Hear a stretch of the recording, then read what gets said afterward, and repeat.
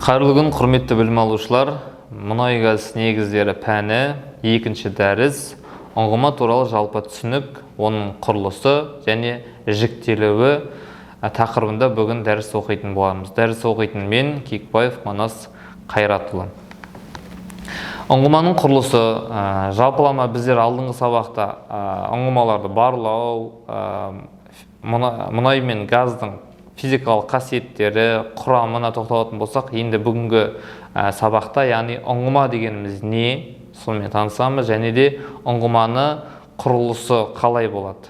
Біріншіден, ұңғыма дегеніміз ол диаметрі, яғни диаметрі ұзындығынан бірнеше есе кіші кешен болып саналады.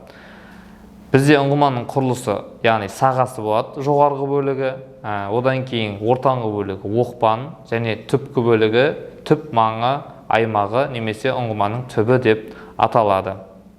Сонымен қатар бекіту құбырлары болады, және цементтеу дәрежесі. Бұның барлығы бізде суретте көрсетілген. Суретке назар салып қарайтын болсақ, бізде бір санмен белгіленген, ол яғни цементтеу, яғни цементтейтін аралықтары бізде бір санмен белгіленген. Яғни біздер әрбір құбырды сүрген сайын біздер сол аралықты цементтеп отырамыз.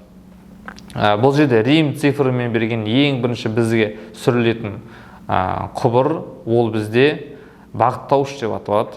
Яғни бағыттауыш тереңдігі ондай көп тереңге түспейді, яғни 5-10, кейбір жерлерде 30 метрге дейін бұрғыланады. Яғни бізде бағыттауыш құбыр деген бұл ұңғыманың негізгі болып саналады, яғни бұрғылаудың негізі болып. Оның негізінен бұрғылау себебі бұл бізде қабатқа, яғни құмның түспеуінен қорғайды. Яғни осы біздегі шегендеу құбыры. Екінші шегендеу құбыры жалпы 4 шегендеу құбырынан тұрады. Кейбір жерде 3 шегендеу құбыры қазылады. Оны қазір алдағы уақытта айтып өтетін боламын. Екінші шегендеу құбыры бізде бағыттауыштан кейін кондуктор сүріледі. Яғни бағыттауыш сүрілді, одан кейін цементтеледі, жаңа санмен көрсетілген бір санмен. Одан кейін барып екінші бағыттауыш кондуктор құбыры, шегендеу құбыры сүріледі. Кондуктор, яғни бұның сүру мақсаты біздегі жер қойнауында жатқан немесе жер қабаттанда жатқан қабат суларының ұңғымаға еніп кетуінен қорғайды. Яғни сол мақсатта сүріледі. Бұл шегендеу құбыры, одан кейін барып қайта цементтеледі. Және үшінші рим цифрымен берілген келесі шегендеу құбыры, ол бізде аралық құбыр деп аталады. Аралық құбыр бұл бізде кейбір жерде екі аралық құбыр сүріледі, кейбір кен орындарында, ұңғымаларда бір аралық құбыр сүріледі. Бұл бізде бұрғыланып отқан ұңғыманың тереңдігіне байланысты анықталады. Бұл аралық құбыр бізде, яғни қабаттың қысымын ұстау үшін, яғни ұңғыманың беріктілігін, қисайып кетпеуін негізінде бұрғыланатын құбыр болып саналады. Және де бұл шегендеу құбырынан кейін қайтадан цементтеледі, және ең соңғы 4-ші құбыр ол бізде эксплуатационный құбыр дейді, яғни өндіру құбыры бұрғыланады. Бұл өндіру құбыры арқылы одан кейін бар перфорация жүргізіледі, және осы перфорация арқылы бізге ішке көмірсутек, яғни мұнайымыз немесе өніміміз ұңғымаға енетін болады. Яғни бұл сабақтан сіздердің түсінетін негізгі міндеттеріңіз, мақсаттарыңыз ол осы ұңғыманың құрылысын жаттап алу, және 4 шегендеу құбырын атауларымен және де бұрғылану мақсаттарымен анықтап, яғни бір-біріне шатастырмай мақсатын түсіну болып табылады. Ұңғымалардың бұрғылау әдістеріне жалпылама тоқталып өтсек, бізде механикалық бұрғылау және гидравликалық бұрғылау, ол жаңа роторлық әдіс, турбиналық әдіс, винттік әдіс деп өз кезегінде бөлінеді. Гидравликалық бұрғылау ол және жоғары қысымдағы сұйықтықты қолдану арқылы.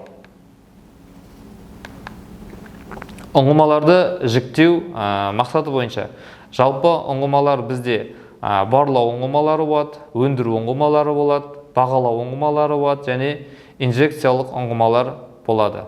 Барлау ұңғымалар атайтып тұрғанда, яғни кен орындарын анықтау үшін, яғни ең бірінші бұрғыланатын ұңғыма осы барлау ұңғымалары.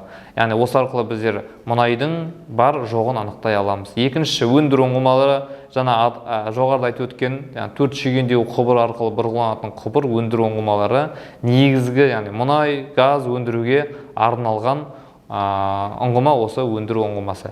Және де бағалау ұңғымалары қорларды бағалауға қолданылады. Яғни геологиялық қор дейді, айтқанда қанша көмірсутек жатыр. Яғни геологиялық қоры қанша, соны анықтауға арналған. Және ең соңғысы ол инжекциялық ұңғымалар, ол қысымды ұстап тұруға бағытталған ұңғымалар болып табылады. Яғни біздегі ұңғыма деген жалпылама мағынада білдіргенімен, оның да бірнеше түрі бар.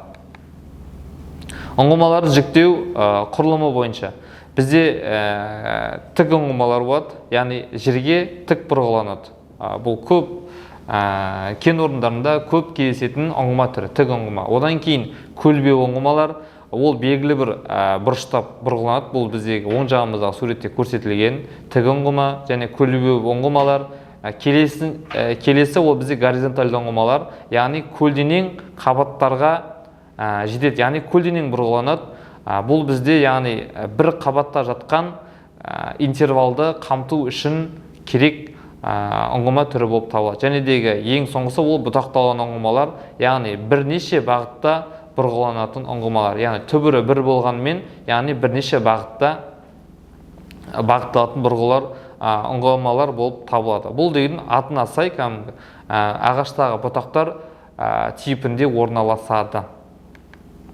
Ұңғымаларды жіктеу, тереңдігі бойынша супер терең ұңғымалар 7000 метрден асады. Терең ұңғымалар 4500 метрден асады. Орташа тереңдіктегілер 1500 мен 4500 метр аралығында болады, және шағын тереңдіктегілер олар 1500 метрге дейінгі ұңғымаларды біздер шағын тереңдіктегі ұңғымалар деп атай аламыз. Ұңғымаларды пайдалану ол бізде іске қосу және өндіру режимі, жұмысты бақылау. Және де ең әрбір ұңғымаларды, яғни жұмыс барысында ұңғымаларды жөндеу және қалпына келтіру жұмыстары міндетті түрде орындалып отырады. Яғни ол бізде жөндеу ұңғымалары күрделі және күрделі емес жөндеулер, қалпына келтіру ұңғыманың өнімділігін арттыру мақсатында, консервация ол уақытша тоқтату және ликвидация ол бізде ұңғыманы жабу болып табылады. Яғни осы 4 негізде бізде ұңғымалар бұрғыланады және ең соңында ұңғыма жабылады.